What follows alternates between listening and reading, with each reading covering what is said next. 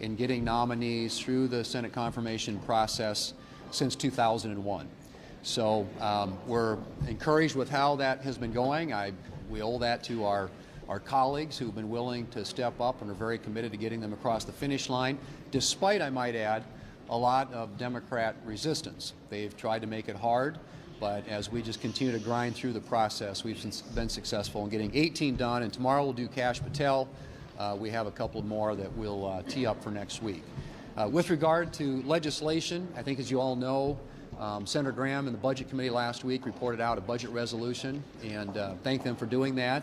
That tees up an opportunity for us to move that across the floor. And as you all know, that unlocks budget reconciliation, which will follow from it. And this particular budget resolution, I think, as you know, addresses the President's priority, top priority, which is securing the border and implementing and putting in place his immigration policies, rebuilding our military, and creating energy dominance for this country. So it's focused on those three things. It's focused on the border, it's focused on national security, and it's focused on energy. The House, as you know, is working on a different budget resolution, and we certainly wish them all the success in moving it. We will work closely with them. More power to them. What they're trying to do is get the tax piece of this done, and done quickly.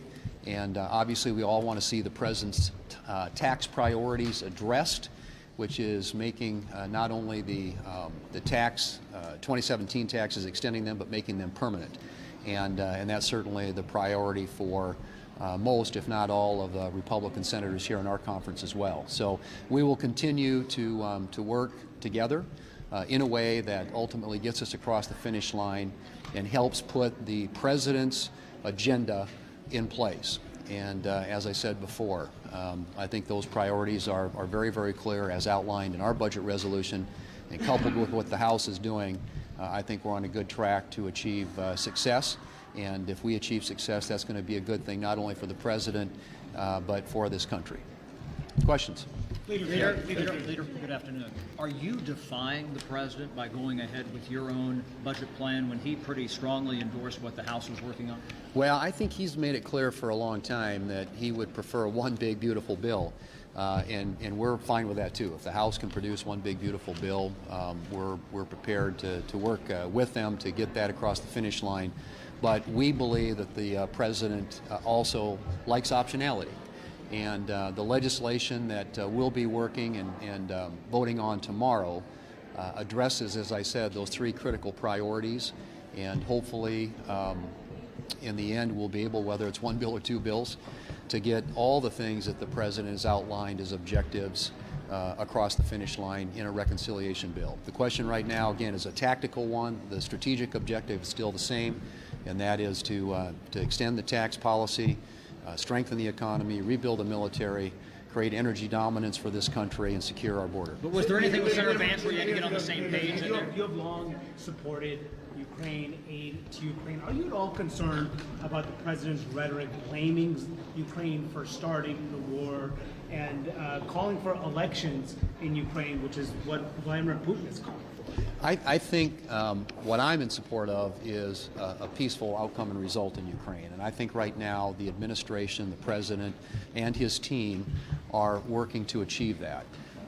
And I think right now you got to give them some space. Honestly, this is something, this war has ground on now for 3 years. There's been a lot of cost, a lot of death, a lot of injury associated with it. And I think it's in everybody's best interest, Ukraine, Russia, Europe, the United States, if they can bring about a peaceful conclusion to the war. And so that's what this is about right now. And I think most of us want to support their efforts as they move in that direction, and hopefully to a successful outcome. Call him a dictator. Would you call Ukrainian President Zelensky a dictator, as President Trump has? Well, I like I said, the President speaks for himself. What I want to see is a peaceful result, a peaceful outcome. And I think right now there's a negotiation going on, and let's see where that ultimately leads. Hopefully it'll get to the outcome we all want to see. One more. You're fond of saying that agriculture is the lifeblood of South Dakota. Right. Yet your farmers, already struggling, are now facing additional headwinds, including contract freezes, staff firings, including inadvertent ones or accidental ones affecting bird flu responders, and also the interruption of overseas food aid that they depend on. So how does all this make sense when food prices are already through the roof, and when support for downsizing the government could be on the chopping block as the damage from this purge builds up? Well, look, I think we all know that the administration, the new administration, is giving a very careful scrub to the government, to all the agencies of the government, to figure out how we can do things more efficiently and save money for the American taxpayer. It's important in doing that you don't undermine important services. In many cases, as you point out, there are some that affect my state. There are some that affect all of my colleagues' states around the country. We will work with the administration as they move forward to ensure that important services that have to do with health and safety, for example, are protected and preserved. But I think we all understand that this government, federal government, is long in need of the kind of scrub that is being done to figure out how we can do things better. And I think most of us support that effort. And we will, with our individual states, respond to the administration if there are things that we think that need to be addressed that perhaps they're not considering as they make some of these decisions. But at the end of the day, the American people, I think, demanded in the election that we have a smaller, more limited, more efficient federal government that costs less and delivers the important services that they expect their government to deliver. Thank you.